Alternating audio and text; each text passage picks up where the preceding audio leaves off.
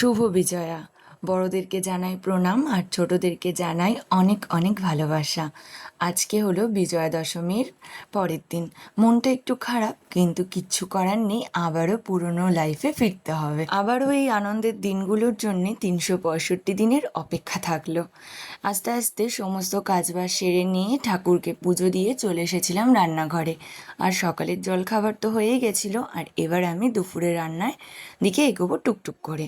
আজকে বেশি কিছু রান্না করব না, ভাত করেছি আর করেছি আলু ভাজা, সেটা সকালেই একেবারে টিফিনের সময় করে নিয়েছিলাম।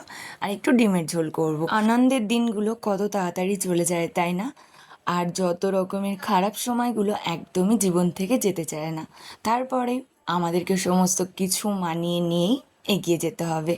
ডিম আর আলুটাকে প্রেসার কুকারে সেদ্ধ বসিয়ে বাইরে গেছিলাম একটু, আর বাইরে গিয়ে দেখি আকাশে মেঘ করে রয়েছে। আর এই যে পাখিটাকে দেখছো, এরা কিন্তু মাছ ধরতে আসে। বাড়ির আশেপাশে যেহেতু বর্ষাকাল বলে অনেকটাই জল জমেছে, আর ওরা রোজ দিন মাছ খেতে আসে। আর আমার ছেলে দেখলে খুব খুশি হয়। ডিম আর আলু সেদ্ধ হয়ে যাওয়ায় ডিমের খোসাটাকে ছাড়িয়ে নিয়ে লবণ হলুদ দিয়ে ডিমটাকে ভেজে নিয়েছি। আর ডিমের রেসিপি তো সবাই জানো, এর জন্য আর শেয়ার করলাম না তোমাদের সাথে। আর আলুটাকেও আমি সেদ্ধ করে নিয়েছিলাম যাতে রান্নাটাও তাড়াতাড়ি হয়ে যায়। মনটা একদমই ভালো না, যত শর্টকাটে কাজবাজ সেরে নেওয়া যায় ততই ভালো। আর এই কয়দিন যে নতুন নতুন জামা বের করে আনন্দ করে কাটালাম, সেগুলোরও এখন গতি করতে হবে। তার জন্যই রান্নাবান্না কমপ্লিট করে এখন সেদিকেই রওনা দেবো। আস্তে হবে, আসি, টাটা।